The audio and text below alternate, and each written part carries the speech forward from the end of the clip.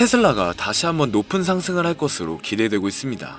반갑습니다. 오늘은 테슬라에 관해 조금 더 깊이 들여다보고 요즘 상황은 어떤가, 앞으로는 어떨 것인가 이런 질문들을 풀어보려 합니다. 그럼 우선 한 문장으로 정리하면 이렇습니다. 테슬라는 지금 잘 팔리고 있고 현금도 찍히고 있지만 그보다 더 중요한 건 미래 사업, 완전 자율주행과 로봇택시, 에너지 사업이 어떻게 수익으로 연결될지라는 점이고, 이 부분은 아직 불확실성이 크다는 건데요. 이걸 중심으로 지금부터 조금 더 깊이 들어가 보겠습니다. 바로 알아가 보시죠.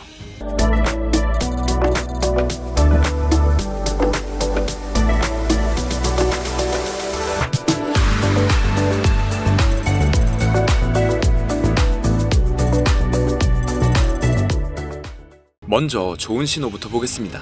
최근 분기에서 테슬라는 전 세계적으로 차량 인도량이 기록적인 수준이었습니다. 또 전력 저장 장치 배치량도 역시 최대를 찍었는데요. 매출도 연 동기 대비 증가했습니다. 약 12% 이상 증가해서 281억 달러로 높은 수준을 기록했다는 분석이 나왔는데, 자유현금 흐름도 이번 분기에 거의 40억 달러 수준이라는 보고도 있었죠. 아주 좋은 상황입니다. 하지만 여기서 바로 매수만 하자고 결론을 내리면 안 되는데, 뒤에 더 중요한 단서들이 많거든요. 좋은 수치 뒤에는 주의해야 할 지점들이 있습니다. 마진은 좋아지고 있는가? 라고 보면 사실 지난해 같은 시기보다 낮아졌다는 보고가 있는데요. 왜냐면 판매는 늘었지만 경쟁이 치열하고 원가와 운영비가 오르고 있습니다. 그리고 앞으로의 핵심은 기존 차량 판매가 아니라 소프트웨어 구독, 완전 자율주행 로봇택시 이런 사업 모델들로 바뀌었죠. 그런데 이와 관련된 부분들이 수익으로 연결되기까지는 시간이 걸릴 수밖에 없습니다. 즉, 지금의 실적은 현재형이고 시장과 투자자들이 주목하는 건 미래형인데요. 테슬라처럼 성장주한테는 금리와 유동성이 또 매우 중요합니다. 왜냐? 미래의 돈을 지금 가치로 얼마나 인정해줄 수 있을 것인가가 달려있기 때문이죠. 금리가 올라가면 당연히 미래 수익의 가치가 떨어집니다. 그리고 최근에는 경쟁사들이 떠오르고 있죠. 테슬라는 글로벌 시장에서 막강하지만 중국, 아시아 쪽에서 로컬 EV 업체들이 빠르게 성장 중이기 때문에 이런 경쟁이 판매 볼륨을 지키더라도 가격 전쟁이나 마진 압박으로 이어질 수가 있습니다. 또한 정책과 규제 리스크도 존재하기에 보조금 변화나 수출입 관세, 배터리 환경 규제 등이 단기적으로 주가에 깜짝 영향을 줄 수가 있어요. 전문가들 사이에선 테슬라가 미래의 엄청난 기업이 될 수 있다는 의견과 현재 밸류에이션이 높고 리스크도 많다는 의견들이 팽팽히 대립하고 있습니다. 유튜브, 온라인 커뮤니티에서는 FSD가 성공하면 대박이라는 쪽과 지금이 고점이다, 더 조정이 올 것이다 라는 쪽이 극단적으로 존재합니다. 자, 그렇기 때문에 이렇게 영상을 시청하시는 많은 분들이 투자를 할 때 유튜브 검색 또는 SNS 그리고 지인들에게서 정보를 얻습니다. 하지만 그 정보가 정말 믿을 만한 정보일까요? 투자는 종목을 선택하고 타이밍을 잡아서 수익을 내는 확률 싸움입니다. 그리고 그 판단의 근거가 많아질수록 확률이 높아지고 리스크는 상대적으로 낮아지죠. 그래서 잠시 오늘 영상에서는 그 확률을 높이는 머리를 이식해드릴 예정인데, 조금만 더 집중해주시면 앞으로 투자함에 있어 분명 좋은 결과를 얻으실 수 있을 겁니다. 먼저 이전 영상에서 리스크 관리가 필요한 때라고 공유를 해드렸었는데, 마침 미국 주식과 가상화폐의 하락이 이어지고 있습니다. 미리 준비한 우리는 앞으로 더 좋은 기회를 잡을 수 있을 것 같네요. 그런데 여러분, 정말 유튜버, 인플루언서의 그럴듯한 말들을 믿으시나요? 그들은 사실 여러분들이 돈을 버는 것에는 관심이 없습니다. 물론 좋죠. 구독자와 팔로워가 늘어날 테니까요. 하지만 그들은 여러분의 인생을 책임져 줄 수는 없습니다. 저 또한 마찬가지고요. 그리고 정말 그들이 전문가일까요? 물론 자료 조사를 더 많이 할 테니 평균보단 나을 수 있습니다. 하지만 진짜 전문가는 방구석 컴퓨터 앞에 있는 것이 아니라 바로 미국 월스트리트에 있죠. 그럼 이제부터 우리에게 정말 필요한 정보들만 쏙쏙 빼와서 객관적인 시각에서 공유드려 볼게요. 오늘 이 영상을 통해 여러분은 월스트리트의 전문가들이 실제로 사용하는 데이터 분석 방법을 배우게 될 겁니다. 지금부터 말씀드릴 4가지 데이터만 추출할 수 있다면 여러분도 월스트리트 전문가들과 같은 시각으로 시장을 바라볼 수가 있어요. 첫 번째 핵심 데이터는 내부자 매수 동향입니다. 이런 질문을 해보면 좋습니다. 최근 CEO나 CFO와 같은 임원들이 자기 회사 주식을 사고 있는가? 내부자가 자기 돈으로 사는 건 미래 실적 자신감의 신호인데요. 특히 대량 반복 매수는 강력한 긍정 신호죠. 회사의 미래를 가장 잘 아는 사람들이 자기 돈을 거는 거잖아요. 워렌 버핏이 말했습니다. 내부자들이 사는 이유는 한 가지뿐이다. 바로 돈을 벌기 위해서다. 두 번째 핵심 데이터는 애널리스트 목표가 상향 종목을 찾는 겁니다. 최근 월가에서 목표 주가를 올린 종목은 무엇인가? 전문가들이 회사 가치를 더 높게 본다는 뜻인데요. 이건 단기 모멘텀이나 심리를 동시에 자극하는 엄청난 요소예요. 골드만삭스나 모건 스탠리 애널리스트들이 목표가를 바꾸는 건 그냥 기분으로 하는 게 아니거든요. 세 번째 핵심 데이터는 ETF 거래량과 자금 유입의 순위입니다. 이번 주 어떤 섹터 ETF에 돈이 가장 많이 들어왔나를 보는 건데, 섹터별 돈의 흐름을 보면 시장 주도 업종이 바로 보입니다. 돈이 몰리는 곳이 시장이 믿는 방향이에요. 개별 주식은 속일 수 있어도 수십억 달러가 움직이는 ETF의 흐름은 속일 수가 없거든요. 그리고 네 번째는 유동성입니다. 미국의 유동성, 즉 M2 통화량이나 영래포 잔액은 어떻게 변화하고 있는가, 이걸 보는 겁니다. 유동성이 늘면 위험 자산에 돈이 잘 들어오고 줄어들면 투자 위축이 옵니다. 시장 전체를 움직이는 연료 같은 개념이 되는 거예요. 내부자가 자기 주식을 사고 전문가가 목표가를 올리고 돈이 한 섹터에 몰리고 시장 유동성까지 늘어나고 있다. 이건 그냥 돈이 몰리는 자리입니다. 단순히 감으로 투자하는 것과는 차원이 다른 거죠. 우린 이렇게 객관적인 근거와 정확한 데이터를 바탕으로 의사결정을 할 수가 있습니다. 누가 좋다고 해서 그냥 막 투자하는 것과는 다른 결과가 나오는 것은 당연한 사실이 아닐까요? 생각보다 너무 많은 것들을 알아봐야 해서 아마 하나하나 찾아보시는 분들은 극히 드물 겁니다. 그렇기 때문에 이런 방법들을 아주 쉽게 찾을 수 있는 방법을 바로 공유해 드릴게요. 자, 그럼 이제 AI로 실제로 아주 쉽고 빠르게 분석해 볼 건데, 첫 번째 전략부터 시작하겠습니다. 내부자 매수 동향을 분석하는 건데, 조금만 상상을 해보세요. 여러분이 어떤 회사의 CEO라면 회사의 미래를 가장 잘 아는 사람이겠죠. 그런데 그 CEO가 자기 돈으로 자기 회사 주식을 대량으로 사고 있다면 이건 그냥 시도가 아니라 강력한 확신의 표현이에요. 미국에서는 SEC 규정에 따라 모든 내부자 거래가 공개됩니다. 하지만 이 데이터가 워낙 방대해서 일반인이 분석하기엔 어렵고 또 많이 귀찮죠. 하지만 이제는 AI가 이 모든 걸 실시간으로 분석을 해줍니다. 2022년 말 메타의 마크 저커버그가 2년 만에 처음으로 자사주를 매수했을 때를 기억하시나요? 그 이후 메타는 큰 폭으로 상승했습니다. 우연일까요? 절대 아닙니다. 내부자들은 분기 실적 발표 전 일정 기간 동안 매매가 금지됩니다. 하지만 그 금지 기간이 끝나자마자 매수한다면 이건 다음 분기 실적에 대한 강한 자신감을 의미하는 거죠. 그럼 제가 실제로 AI에게 질문을 해볼게요. 여러분도 똑같이 따라하시면 됩니다. 보이시죠? 정말 흥미로운 결과들이 나오고 있어요. 임원들의 매수 방식과 패턴을 보면 신규 진입 케이스와 일정 가격 이하에서 반복적인 대량 매수 패턴이 발견되었습니다. 그리고 주된 종목은 헬스케어와 바이오테크 종목이네요. 이런 기업들도 주목해보면 좋겠습니다. 여기서 중요한 건 단순한 매수가 아니라 패턴의 변화입니다. 예를 들어 평소에 주식을 안 하던 CFO가 갑자기 대량 매수를 시작했다면 이건 회사 내부에 우리가 모르는 큰 변화가 있다는 신호일 수가 있죠. 헬스케어와 바이오 섹터에서 공격적인 대량 매수가 발생하고 있고, 테크와 IT 종목도 대량 반복 매수가 되고 있는데요. 그리고 금융, 리츠, 부동산도 앞으로의 금리 인하 기대감 때문에 신규 매수가 늘어나고 있음을 볼 수 있습니다. 이건 놓치면 아쉬운 좋은 신호로 보여지는데, 하지만 내부자 거래 분석에도 한계가 있어요. 내부자들도 때로는 잘못 판단할 수 있고 매수 이유가 투자 목적이 아닐 수도 있겠죠. 그래서 다른 지표들과 함께 종합적으로 판단하는 것이 좋습니다. 그럼 바로 다음 지표를 살펴볼게요. 우리의 두 번째 무기는 애널리스트들의 목표가 변화를 추적하는 거예요. 월스트리트의 애널리스트들은 여러분이 생각하는 것보다 훨씬 신중합니다. 그들이 목표가를 바꾸는 건 그냥 기분에 따라 하는 게 아니거든요. 골드만삭스나 모건 스탠리의 애널리스트가 목표가를 올린다는 건 그 뒤에 수십 시간의 분석과 경영진들과의 미팅, 그리고 회사의 펀더멘탈 변화에 대한 확신이 있다는 뜻입니다.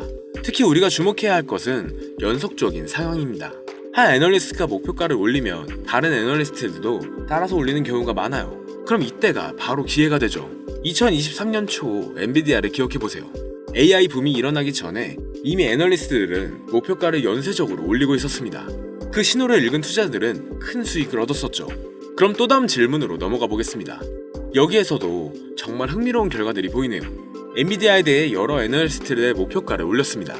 상향 이유를 보면 AI 인프라 수요와 미국 정부의 수출 허용 때문이었는데, 기술주가 아닌 월마트도 3명의 애널리스트가 평균 14% 이상의 상승 여력을 보고 있다는 점을 주목하면 좋겠는데, 여전히 목표가와 현재가의 괴리가 너무 클 때는 과도한 낙관 때문에 오히려 위험한 신호일 수 있으니 주의하시면 좋겠습니다. 기술주에서는 AI 관련 기업들의 목표가 상향이 두드러져요.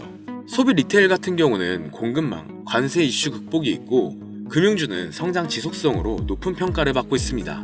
주요 기관들의 특징을 살펴보면 골드만삭스는 AI, IT, 헬스케어 등 대형주에 집중하고 있고 모건 스탠리는 은행, 리테일, 리츠 등을 신중하게 상향 조절했습니다. JP모건은 금융, 테크, 소비 대기업 위주로 시장을 바라보고 있네요. 그리고 이 내용을 파악할 때 목표가 하향 조정도 놓치면 안 되는 중요한 신호예요. 성장성이 둔화되는 경우나 지정학적 리스크가 있는 종목들은 목표가 하향 압력을 받고 있습니다. 이 내용을 바탕으로 3명 이상이 동시에 목표가를 올린 종목을 주목하고 상승 여력이 15% 이상인 종목을 선별, 해당 섹터의 펀더멘탈 계산 여부를 확인한 다음 목표가를 올린 애널리스트들의 과거 정확도를 체크해보면 좋습니다. 다른 지표들과의 일치성까지 확인하면 애널리스트 목표가를 활용한 투자 전략을 수립할 수가 있죠. 또 세 번째 비밀은 ETF 자금 흐름을 읽는 거예요.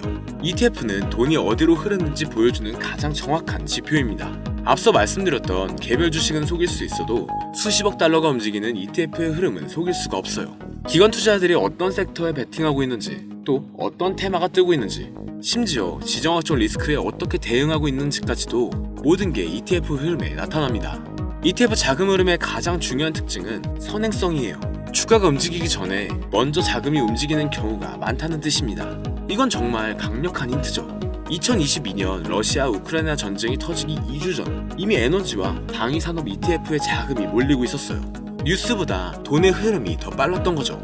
여기서도 재미있는 패턴이 보이네요. SP500 관련 지수와 나스닥 종합지수에 엄청난 자금이 유입되고 있어요. 순자금 유입이 가장 많은 ETF를 살펴보면 대형주, 성장혁신주, 장기채, 그리고 실물자산, 원자재에 돈이 몰리고 있음을 볼 수가 있습니다. 레버리지를 활용하고 있는 ETF들에서 자금이 빠져나가고 있고 인플레 경제감에 장기 채권에서도 일부 유출이 지속되고 있는데요. 테마의 변화를 보면 AI 관련 ETF들이 압도적인 자금 유입을 보이고 있습니다.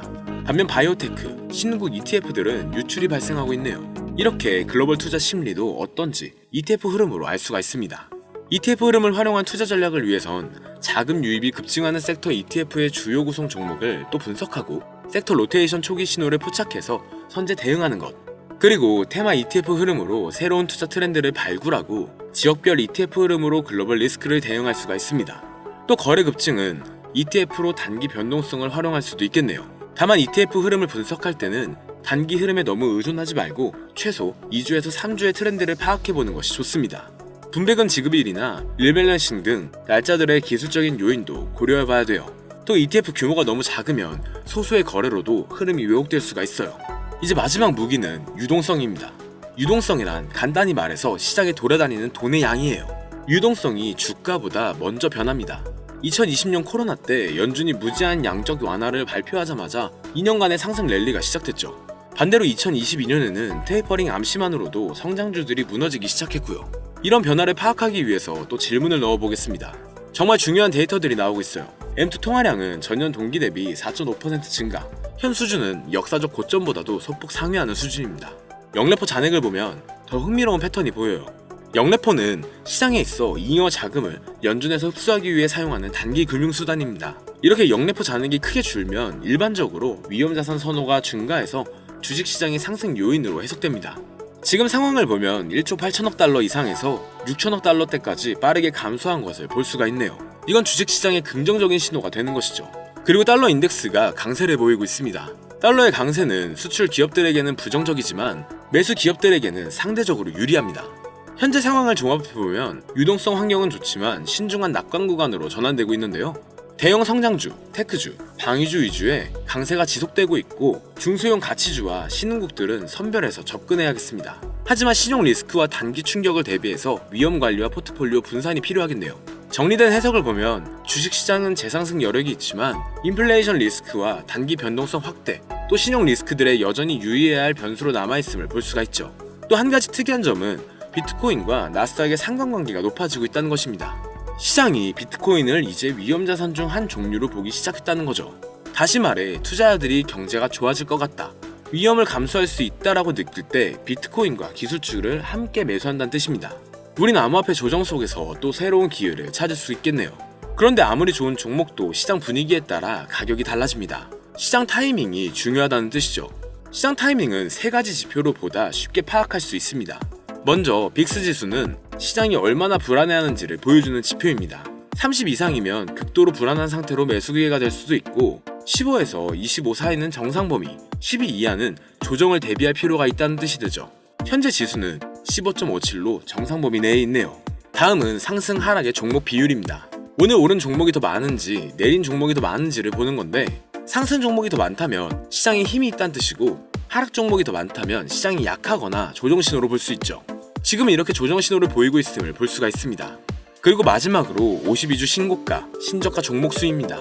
핀비지에 들어가 보시면 오늘 52주 신고가 종목의 수와 52주 신저가 종목의 수를 볼 수가 있는데요. 시장에서 진짜 강한 종목이 많은지 약한 종목이 많은지를 알 수 있습니다. 신고가 종목이 많다면 강세 신호, 신저가 종목이 많다면 약세 신호를 보여주죠.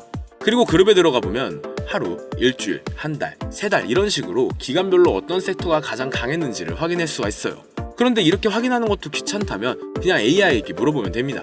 정리해볼게요. 빅수지수는 시장의 공포와 안정을 확인하고, 상승 하락 종목 비율은 시장의 힘을 확인하는 겁니다. 그리고 52주 신고가, 신저가 종목의 수는 진짜 강한 종목과 약한 종목을 확인할 수 있죠. 이 세 가지만 봐도 시장 전체 분위기를 한 번에 알 수가 있습니다. 여기에 내부자 매수, 애널리스트들의 목표가, ETF의 자금, 유동성 같은 데이터까지 결합하면 월스트리트 전문가 수준의 시각으로 시장을 바라볼 수가 있죠. 이제 이 5가지 전략을 어떻게 조합해서 사용하는지 말씀드릴게요. 가장 강력한 신호는 5가지가 모두 같은 방향을 가릴 때예요. 예를 들어 마이크로소프트를 보면 CFO가 대량 매수를 진행하고 있고, 애널리스트의 목표가도 여러 기관에서 상향하고 있습니다. 기술주 ETF로 자금도 유입되고 있죠. 그리고 유동성 환경도 아주 긍정적인데요. 시장 분위기는 빅수지수는 안정되고 있고 상승 종목이 우세하며 신고가 종목도 증가하고 있는 추세입니다. 바로 이런 경우가 확신을 가지고 투자할 수 있는 상황이 되는 거예요. 반대로 5가지 지표가 모두 부정적인 상황은 피하는 것이 좋습니다. 오늘 말씀드린 5가지 핵심 전략을 제대로 활용한다면 다른 투자자분들보다 훨씬 유리한 위치에 설 수 있을 거예요. 영상을 보며 따라해보셔도 되고, 이게 너무 어렵다면 아주 쉽게 이런 방법들을 찾아낼 수 있는 핵심 키워드를 알려드릴게요. 이 키워드는 바로 GPT에게 입력만 하면 앞서 말씀드렸던 정보들을 한눈에 볼 수 있게 됩니다. 정말 투자로 높은 성공을 하고 싶은 분들은 현재 화면에 보이는 010-3964-8741 010-3964-8741 번호로 키워드라고 보내주시면 저희 채널 구독자에 한해서 월스트리트 전문가들의 분석 방법을 공유해드릴 거예요. 이제 여러분들도 월스트리트 애널리스트 못지 않은 투자자로 분명 성장하실 수 있을 겁니다. 그리고 투자에 앞서 돈을 벌고 싶다면 감정에 휘둘리지 말고 데이터에 기반해서 투자 결정을 내리세요. 하지만 꼭 기억해 주시길 바랍니다. 어떤 방법도 100% 완벽하지는 않죠. 항상 리스크 관리를 철저히 하시고 분산 투자의 포트폴리오 구성 원칙을 지키시면 좋겠습니다. 그리고 결국 중요한 건 투자의 타이밍이죠. 타이밍은 기술적 분석을 통해 더 명확하게 잡을 수 있습니다. 어떻게 설명드리면 좋을까 찾아보다가 광고는 아니고 무료 이벤트를 진행하고 있는데요. 앞서 말씀드린 010-3964-8741 이 번호로 태블릿이라고 보내주시면 태블릿 또는 워치를 드리고 있는데, 기술적 분석에 대해 궁금하신 분들은 차트 분석 무료 교육 이벤트와 월스트리트 전문가들의 비밀 정보 분석 방법까지 공유해드리니 많은 참여 부탁드립니다.